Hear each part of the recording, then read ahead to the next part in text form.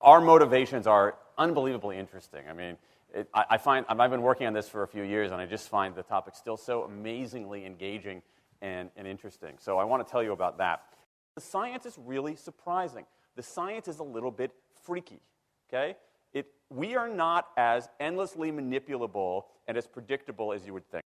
There's a whole set of unbelievably interesting studies. I want to give you two that call into question this idea that if you reward something, you get more of the behavior you want. If you punish something, you get less of it. So let's go from London to the mean streets of Cambridge, Massachusetts, in the northeastern part of the United States. And let's talk about a study done at MIT, Massachusetts Institute of Technology. Here's what they did. They took a whole group of students, and they gave them a set of challenges. Things like memorizing strings of digits, solving word puzzles, other kinds of spatial puzzles, even physical tasks like throwing a ball through a hoop. Okay, they gave them these challenges, and they said to incentivize their performance, they gave them 3 levels of rewards. Okay? So if you did pretty well, you got a small monetary reward. If you did medium well, you got a medium monetary reward. And if you did really well, if you were one of the top performers, you got a large cash prize. Okay? We've seen this movie before. This is essentially a typical motivation scheme within organizations, right? We reward the very top performers, we ignore the low performers, and the other folks kind of in the middle. Okay, you get a little bit. So what happens? They do the test, they have these incentives. Here's what they found out. 1, as long as the task involved only mechanical skill, bonuses worked as they would be expected. The higher the pay, the better their performance. Okay, that makes sense. But here's what happens. But once the task called for even rudimentary cognitive skill, a larger reward led to poorer performance. Now, this is strange, right? A larger reward led to poorer performance? How can that possibly be? Now, what's interesting about this is that these folks here who did this are all economists, 2 at MIT, 1 at the University of Chicago, 1 at Carnegie Mellon, okay, the top tier of the economics profession. And they're reaching this conclusion that seems contrary to what a lot of us learned in economics, which is that the higher the reward, the better their performance. And they're saying that once you get above rudimentary cognitive skill, it's the other way around. Which seems like this kind of, the idea that these rewards don't work that way seems vaguely left-wing and socialist, doesn't it? It's kind of this kind of weird socialist conspiracy. For those of you who have those conspiracy theories, I want to point out the notoriously left-wing socialist group that financed the research, the Federal Reserve Bank. So this is the mainstream of the mainstream coming to a conclusion that's quite surprising, seems to defy the laws of behavioral physics. So this is strange. It's strange finding. So what do? They say, this is freaky. Let's go test it somewhere else. Maybe that $50 or $60 prize isn't sufficiently motivating for an MIT student, right? So let's go to a place where $50 is actually more significant relatively. Right? So let's take the experiment. We're going to go to Madurai, India, rural India, where $50, $60, whatever the number was, is actually a significant sum of money. So they replicated the experiment in India roughly as follows. Small rewards, the equivalent of 2 weeks' salary. Small performance, low performance, 2 weeks' salary. Medium performance, about a month's salary. High performance, about 2 months' salary. Okay, so those are real good incentives. Okay, so you're going to get a different result here. Well, what happened, though, was that the people offered the medium reward did no better than the people offered the small reward. But this time around, the people offered the top reward. They did worst of all. Higher incentives led to worse performance. What's interesting about this is that it actually isn't all that anomalous. This has been replicated over and over and over again by psychologists, by some extent by sociologists, and by economists, over and over and over again. For simple, straightforward tasks, those kinds of incentives, if you do this, then you get that, they're great. For tasks that are algorithmic, set of rules where you have to just follow along and get a right answer, if-then rewards, carrots and sticks, outstanding. But when the task gets more complicated, when it requires some conceptual, creative thinking, those kinds of motivators demonstrably don't work. In fact, money is a motivator at work, but in a slightly strange way. If you don't pay people enough, they won't be motivated. What's curious about, there's another paradox here, which is that the best use of money as a motivator is to pay people enough to take the issue of money off the table.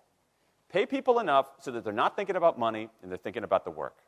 Now, once you do that, it turns out there are 3 factors that the science shows lead to better performance, not to mention personal satisfaction. Autonomy, mastery, and purpose. Autonomy is our desire to be self-directed, to direct our own lives.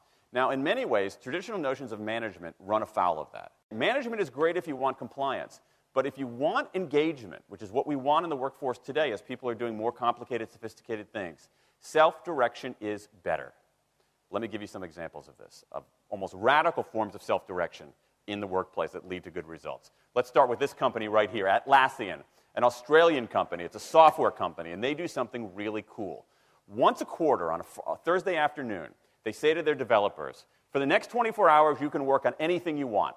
You can work on it the way you want. You can work on it with whomever you want. All we ask is that you show the results to the company at the end of those 24 hours in this fun kind of meeting, not a star chamber session, but this fun meeting with beer and cake and fun and other things like that. It turns out that that one day of pure, undiluted autonomy has led to a whole array of fixes for existing software, a whole array of ideas for new products that otherwise had never emerged.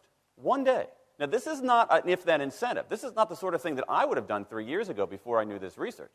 I would have said, you want people to be creative and innovative? Give them a freaking innovation bonus. If you can do something cool, I'll give you $2,500. They're not doing this at all. They're essentially saying, you probably want to do something interesting. Let me just get out of your way. One day of autonomy produces things that had never emerged. Right, let's talk about mastery. Mastery is our urge to get better at stuff. We like to get better at stuff. This is why people play musical instruments on the weekend. You got all these people who are acting in ways that seem irrational economically. They play musical instruments on weekends. Why? It's not going to get them a mate. It's not going to make them any money. Why are they doing it? Because it's fun, because you get better at it, and that's satisfying. Go back in time a little bit. I imagine this if I went to my first economics professor, a woman named Mary Alice Schulman, and I went to her in 1983 and said, Professor Schulman, can I talk to you after class for a moment? Yeah. I got this inkling. I got this idea for a business model. I just want to run it past you. Here's how it would work.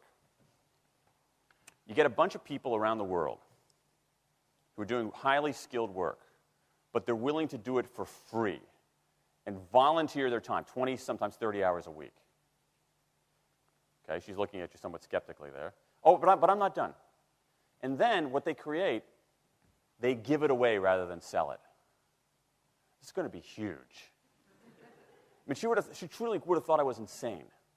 Okay, it seemed to fly in the face of so many things. But what do you have? You have Linux powering 1 out of 4 corporate servers in Fortune 500 companies, Apache powering more than the majority of web servers, Wikipedia. What's going on? Why are people doing this? Why are these people, many of whom are technically sophisticated, highly skilled people who have jobs? Okay, they have jobs. They're working at jobs for pay, doing sophisticated technological work. And yet, during their limited discretionary time, they do equally, if not more, technically sophisticated work, not for their employer, but for someone else for free. That's a strange economic behavior. Economists who look into it, why are they doing this? It's overwhelmingly clear. Challenge and mastery, along with making a contribution. That's it. What you see more and more is a rise of what you might call the purpose motive, is that more and more organizations want to have some kind of transcendent purpose, partly because it makes coming to work better, partly because that's the way to get better talent. And what we're seeing now is, in some ways, when the profit motive becomes unmoored from the purpose motive, bad things happen. Bad things ethically sometimes, but also bad things just like not good stuff, like crappy products, like lame services, like uninspiring places to work. That when the profit motive is paramount, or when it becomes completely unhitched from the purpose motive, it's just, people don't do great things. More and more organizations are realizing this and sort of disturbing the categories between what's profit and what's purpose. And I think that actually heralds something interesting. And I think that the organizations that are flourishing, whether they're profit, for-profit, or somewhere in between, are animated by this purpose motive. Let me give you a couple of examples. Here's the founder of Skype. He says, our goal is to be disruptive, but in the cause of making the world a better place. Pretty good purpose. Here's Steve Jobs. I want to put a ding in the universe. All right? That's the kind of thing that might get you up in the morning and racing to go to work. So I think that we are purpose maximizers, not only profit maximizers. I think the science shows that we care about mastery very, very deeply. And the science shows that we want to be self-directed. And I think that the big takeaway here is that if we start treating people like people and not assuming that they're simply horses, slower, smaller, better-smelling horses, if we get past this kind of ideology of carrots and sticks and look at the science, I think we can actually build organizations and work lives that make us better off, but I also think they have the promise to make our world just a little bit better.